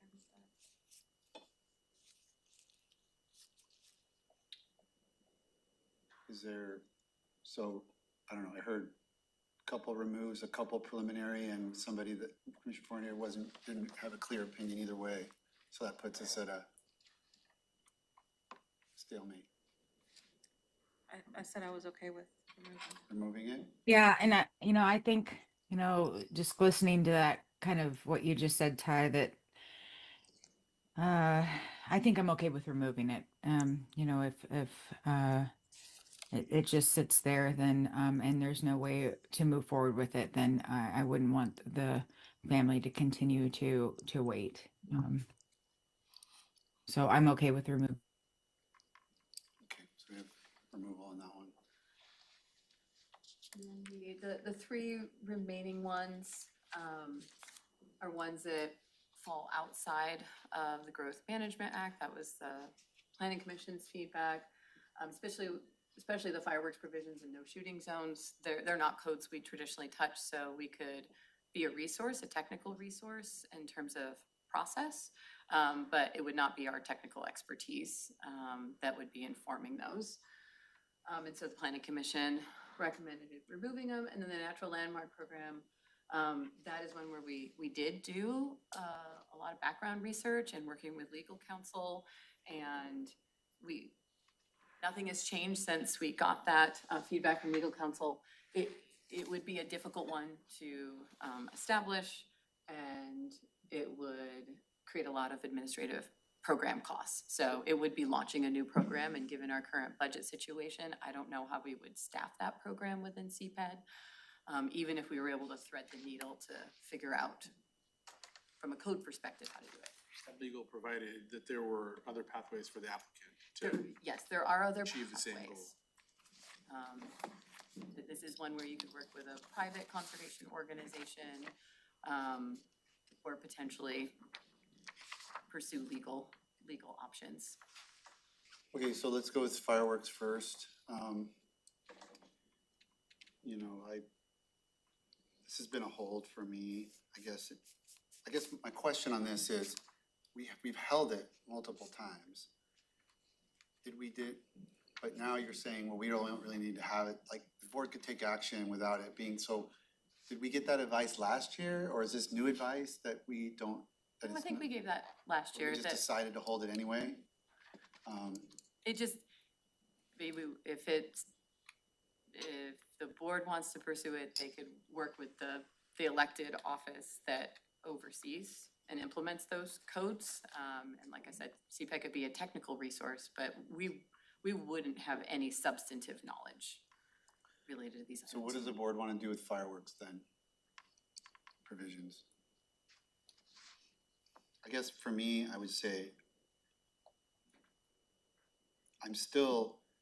it's still in my mind that maybe it needs to be addressed at some point, but if it doesn't belong on the docket list, then it doesn't belong on the docket list. So I guess I'm okay to remove it, understanding that I'm still interested in it, but it doesn't need to be in this particular place, is what I'm hearing. Commissioner Klaus.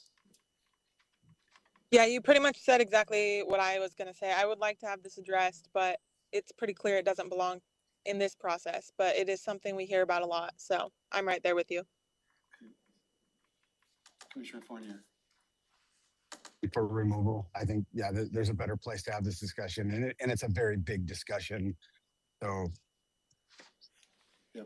What chapter is it under? Geez. Titled 6, 10, and 26. So what would be the elected office on that? Sheriff's office. Objection to removal? No, yeah, this is one where, I mean, there are tribal partners, right? And they follow their own, right? They're a sovereign government entity, and, you know, they follow their own processes in regards to this. And so there's just a lot of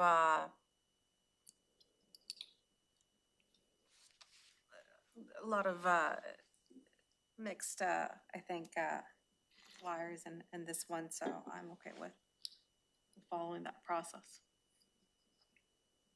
Despite the fact that my mom just gave me an earful this weekend about how the fireworks scare all the animals, but she does in a different county. I'm gonna say that we needed to address this in a different platform. All right, so I think I heard concurrence there. Concurrence to remove. Yeah, for the removal as a docket work plan item. The landmark program, this one, I started this way back when. We've hit a lot of brick walls in terms of it seeming like it could work or it should work or being affordable. And so I guess this is one where I wanted to hold it for a few years to see if there was a pathway, but you know, for me, I think it's probably I'm at the point of wanting to remove it so that the applicant's not strung along further if we're not gonna be able to make it happen. Any other comments?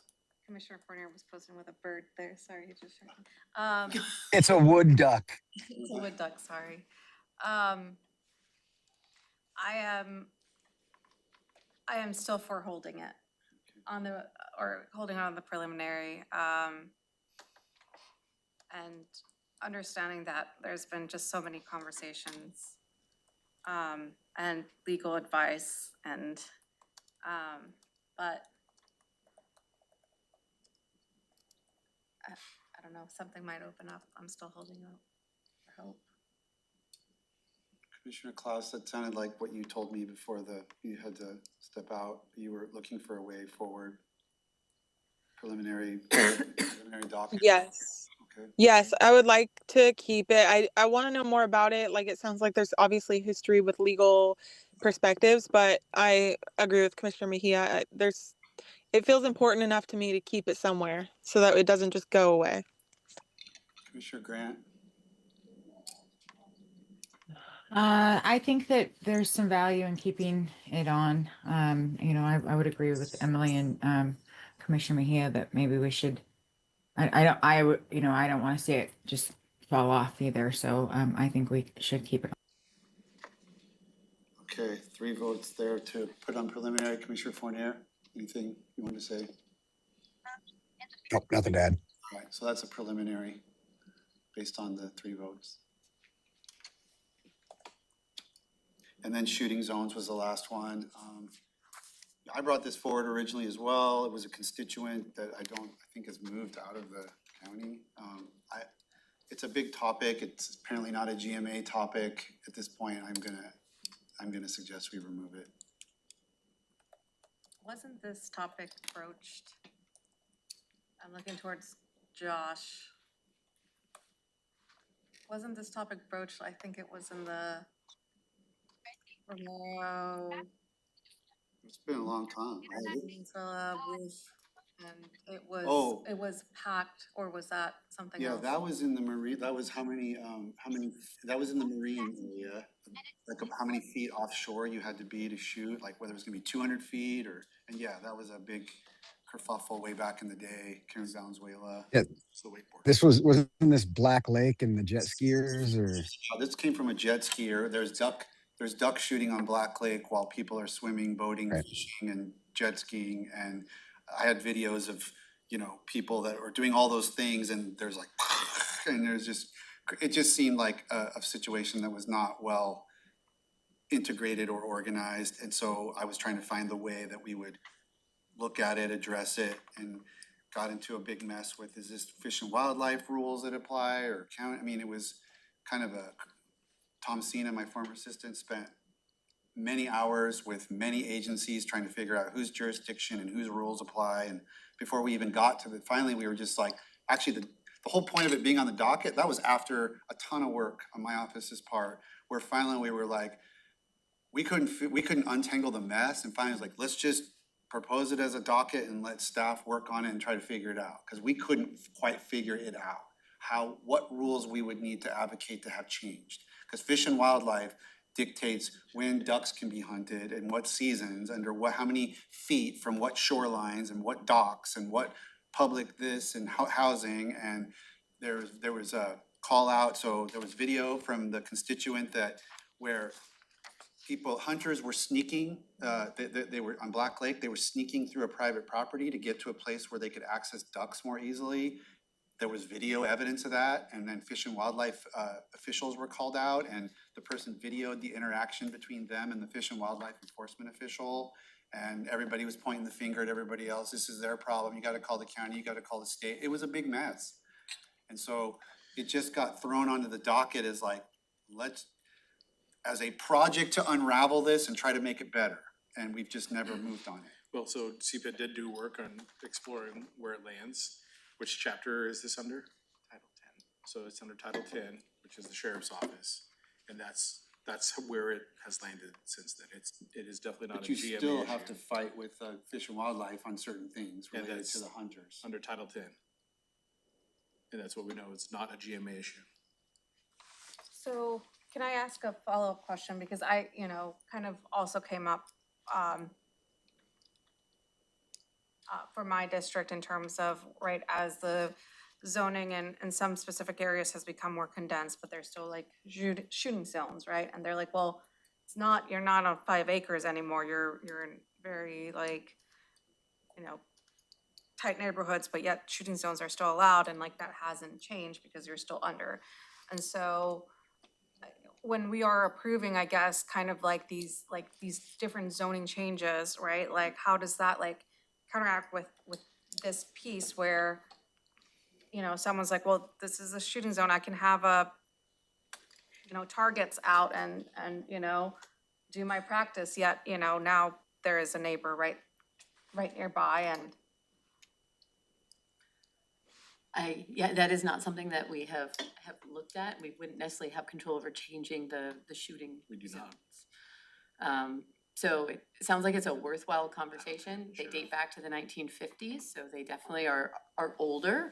But it's just, it would fall under the sheriff's purview. Okay. Commissioner Fournier. Yeah, I think I was gonna say that, like, you know, everybody has a responsibility if they're gonna shoot a gun to do it legally and responsibly. And there might be people that are doing it legally and responsibly, but there's other people that are still uncomfortable with it. There might be the rub there. Even when it comes to like duck hunting, you know, people are shooting a shotgun and bird shot goes up in the air and then it doesn't shoot somebody's roof, you know, a ways away, but some pellets will sometimes land on somebody's roof, and that can be disconcerting for a lot of people. But which is different than, you know, that's a lot different than somebody shooting a center fire rifle right at somebody's house. And like when you get this mix of urban and rural, and then densities changing, and then behavior is not changing, sometimes these things happen. And I think there's probably some gray areas where there's maybe people that are doing things that they're legally allowed to do, but people aren't comfortable with them.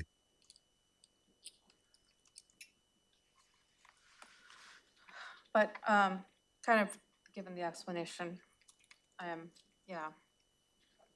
I was just curious because I know those like topics come up, right? And so finding a way to kind of answer them, I think, you know, there was some emails while we were working on the comp plan about shooting zones, right? And this being an area to work on. And so I was like wondering, like, where does it fit in? Where do we have this conversation? So, but based on the explanation by staff, I'm also Okay to remove. removing it. 2 votes to remove. Commissioners online. I'm okay with that. It's 4. Commissioner Grant. I'm okay with that. Okay, so that's a removal item. So those are the ones that you had. Are there other items that we need to discuss with respect to this? I have one clarification I want to ask about. So the concern I brought up at the last session about the subdivision, the trees and subdivisions, you said it might be able to be worked in, fall within the joint code update. I want to ensure that, so I've looked at the tree codes for Lacey, Olympia, and Tumwater. I know there are, sometimes we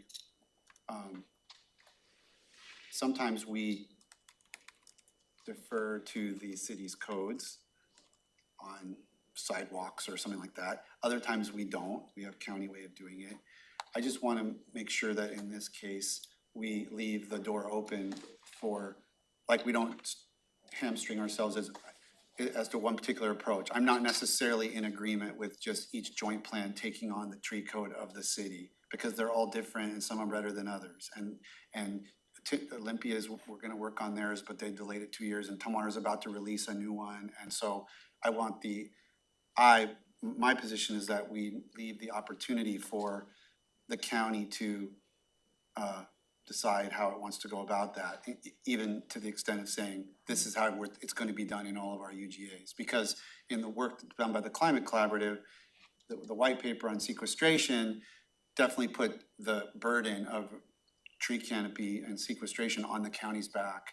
And so I think we have a responsibility to I make think for sure. the rural areas, it definitely did, and we did a whole tree canopy analysis looking at that.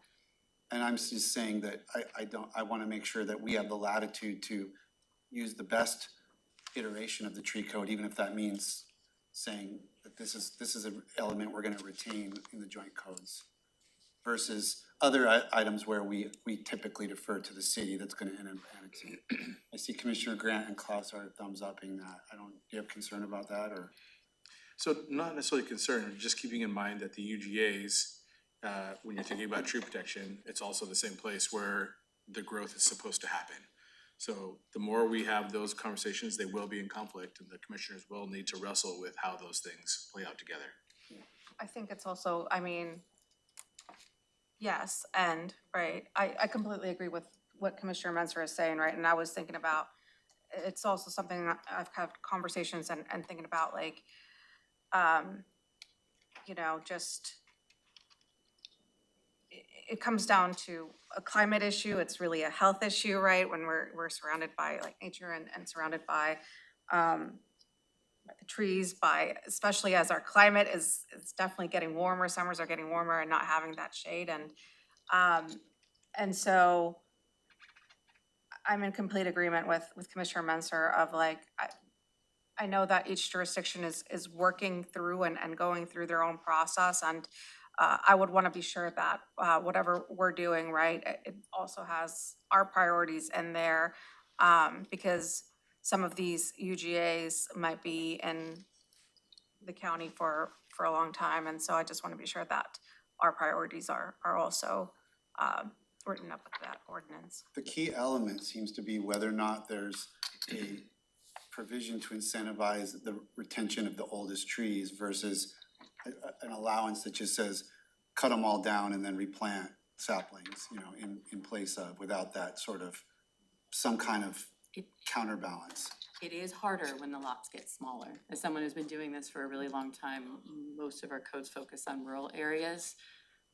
The tree provisions are different in the cities because they allow an urban scale development rather than a rural. So when you're creating 5-acre lots, it's easier than when you're creating Understood, but I lots, think so- we're not recreating the wheel. There's jurisdictions that have tackled this problem. Yeah. And to be clear, staff understands completely what commissioners are saying. We're just trying to telegraph for you that as we go down this path, there will be conflict between housing and trees, and that you're prepared to make those decisions. We're not saying don't do this, we're saying this is what might be coming Yeah, down. and it will look different than the forest lands conversion tree conservation chapter, I guess Absolutely. is what I'm trying to say, Oh, that yeah. we can't adopt a rural tree protection ordinance in the urban area, so we can definitely work with the cities, and if you've already done some research, you know, which cities might we use as a model? Yeah, Tumwater has got, the preliminary stuff from Tumwater looks like it might be addressing some of this, and they're supposed to release a draft, and I don't know if they've made some last minute changes, but they're supposed to release a draft like in a month or two, so that may be one we can just go, okay, that's the model, like as you say. And then these are all puzzle pieces, right? And so then we have to make sure that that works when applied to the zoning codes of the different jurisdictions. So, Or that, approach. I mean, I know it's not gonna look like, I get that. Commissioner Fournier. I don't really have I have opinions, but I don't know enough. I haven't thought about this enough, so maybe if we do include this, it'll be a chance for me to learn more or think more. But I just want, I just hope that we're always trying to strike a balance, and there's trade-offs in any decisions that we make, and, balance is important. Absolutely, yeah. All I wanna now is just sort of like leave that door open. Yeah. For that work, planning commission may decide, that Yeah. that's not the best way to go, and give us that recommendation, but I just wanted to make sure that, I want to be really clear about what I was looking for and it sounds like we have concurrence on that. So if that could be addressed in however you frame that piece of the joint code. Okay, other stragglers that we need to address before we move on to the next item? Okay, This is a huge body of work that you all just went through, so thank you. appreciate it, thank you guys. Andrew wants to clap. Yay, all right. Next up is an executive session pursuant to RCW 4231-10-1B. Consider the selection of a site for the acquisition of real estate by lease or purchase when public knowledge regarding such consideration would cause a likelihood of increased price. 20 minutes is allotted, is that accurate, County Manager? I think we might start with 15. Let's go with 15, it's 11:21, we'll be in executive session till 11:36.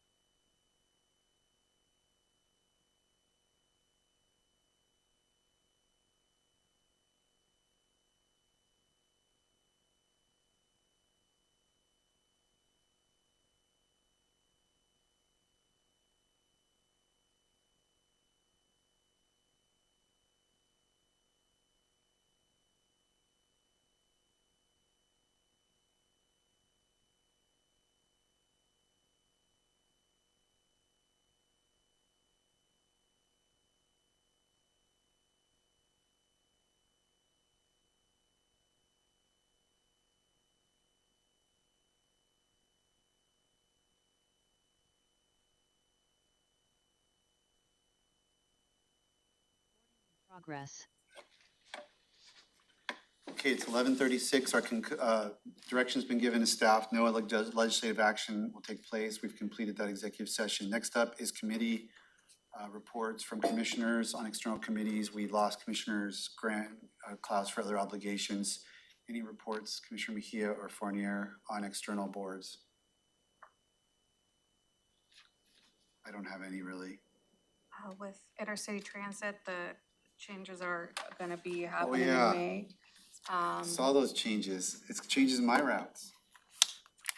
How do we find out? I would like exactly where the routes are. Where's the best way? On the intercity transit website. But is there like an easy, like, comparison of all of like previous changes and stuff? Yeah, they have, you know, they have maps of like the new ones and the previous ones as well, so and they have like overlays. I'm happy to share that with you, so. 9X is apparently a route. What does the X mean? They've just Some kind of an changed, express they've thing? just changed kind of like all the numbers, yeah, access.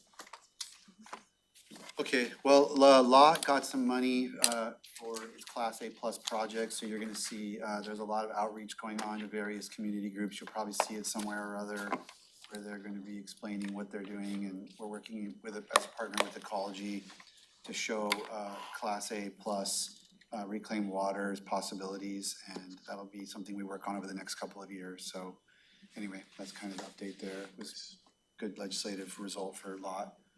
Commissioner Fournier, do you have any reports? Big tree, I like that big tree you're standing. No, look at this tree. This thing's amazing. No, I'm just up here in the Great White North in Canada at the City Nation Place Conference, and it's going well so far. You guys just got to see me visit some ducks on a nature walk, and I'll tell you guys all about it when I get back. Wonderful. Sounds awesome. Thank you. And we're at the end of the business agenda and we're adjourned. Thank you.